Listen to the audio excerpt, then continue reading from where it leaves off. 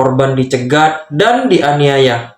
Pelaku menggunakan balok kayu untuk memukul kepala korban hingga tidak sadarkan diri.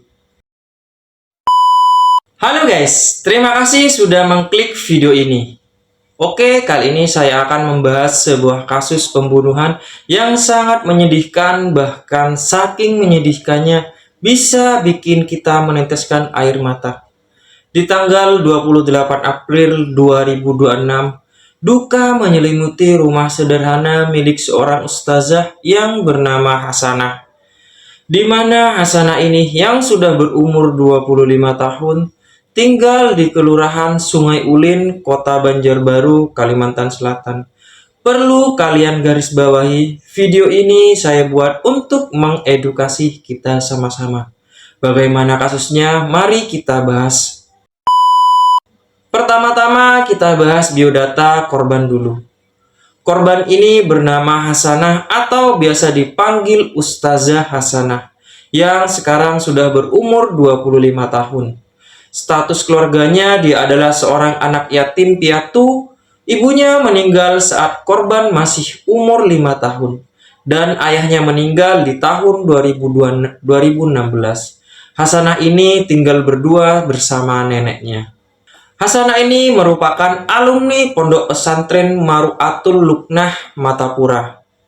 Dia juga mengajar bahasa Arab dan mengaji di Pondok Pesantren Mara'atul Lukhah.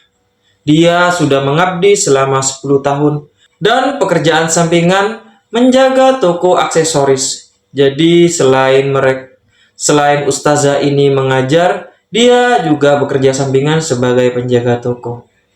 Hasanah ini orangnya dikenal sangat baik sekali dan tidak mau merepotkan orang lain. Menurut keterangan pamannya, korban cuma bekerja di 2 tempat, yaitu mengajar di pondok pesantren dan menjaga toko aksesoris. Kabarnya korban mengajar cuma sampai jam 12, lalu lanjut menjaga toko aksesoris. Korban dikenal orang yang sangat rajin bekerja, meski saat kondisi sakit pun masih tetap bekerja dan tidak pernah mengeluh, kata si paman. Pada hari Selasa, sang nenek menelpon korban beberapa kali namun tidak ada jawaban. Menurut keterangan sang nenek, korban tidak ada kabar selama 2 hari. Sang nenek pun mulai panik karena tidak seperti biasanya. Korban kalau pulang telat biasanya memberi kabar terlebih dahulu. Namun ini selama 2 hari si korban tidak ada kabar. Bahkan pada di hari Rabu, teman korban menanyakan kepada sang nenek, kenapa Hasanah tidak mengajar di pondok. Kita masuk ke awal mula kejadian.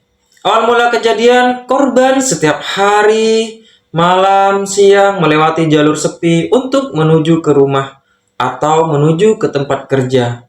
Karena rumah korban berada di tengah hutan, namun jalur menuju ke rumah korban ini ada sebuah gubuk yang dibangun untuk tempat tinggal 2 orang yang bernama Sodikin dan Firman.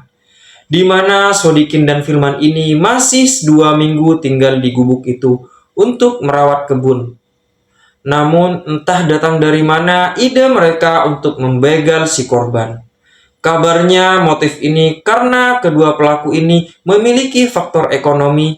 Melakukan aksi ini pelaku sudah merasa terhimpit kebutuhan hidup dan tidak memiliki uang untuk keperluan keluarga dan dikabarkan untuk membayar biaya sekolah anaknya. Pembunuhan ini murni bermotif pembegalan dan pencurian dengan terpaksa. Pelaku kerap selalu melihat korban melintas di depan gubuk mereka.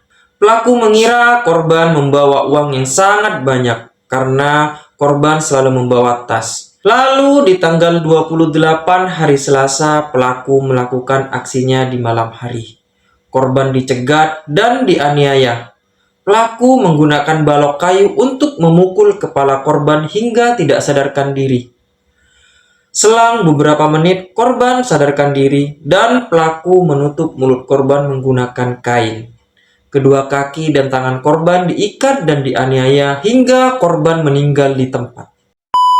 Setelah pelaku melakukan pengecekan terhadap tas dompet korban, ternyata uang korban cuma berisi 7.000, Yang dikira oleh pelaku membawa uang banyak, ternyata korban mempunyai uang hanya 7.000. Sangat disayangkan ternyata pelaku salah sasaran.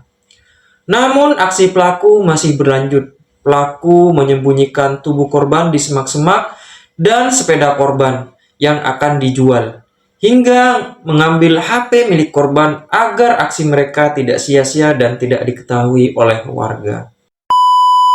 Oke, kita masuk kepada penemuan jasad korban. Pada tanggal 29 April 2026, selang satu hari dari kejadian, di jam sekitaran pukul 20.30 dini hari, warga menemukan sepeda korban. Lalu setelah warga menemukan sepeda korban, warga merasa curiga dan merasa ada yang aneh karena Hasanah sudah menghilang selama 2 hari tanpa kabar. Dan benar adanya, tidak jauh dari lokasi penemuan sepeda, sekitaran 500 meter, ditemukanlah jasad korban yang sudah tidak bernyawa. Tubuh korban dipenuhi luka bekas kekerasan. Warga langsung melaporkan penemuan jasad tersebut kepada Polres Banjarbaru. Dan setelah dilakukan olah TKP, di hari Jumat tanggal 1 Mei 2026, tim gabungan Jatanras Polda Kalsel menangkap 2 pelaku yang bernama Sodikin dan Firman. Mereka ditangkap tidak jauh dari lokasi kejadian dan tempatnya di dekat gubuk mereka tinggal. Begitulah kasus pembunuhan seorang ustazah yang sangat baik sekali dan sudah menjadi yatim piatu sejak kecil. Namun nasib naasnya berakhir di usia 25 tahun. Semoga almarhumah tenang di alam sana dan diterima amal ibadahnya. Dan untuk keluarga korban, semoga diberikan kesabaran. Untuk pelaku, semoga diberikan hukuman yang sangat setimpal.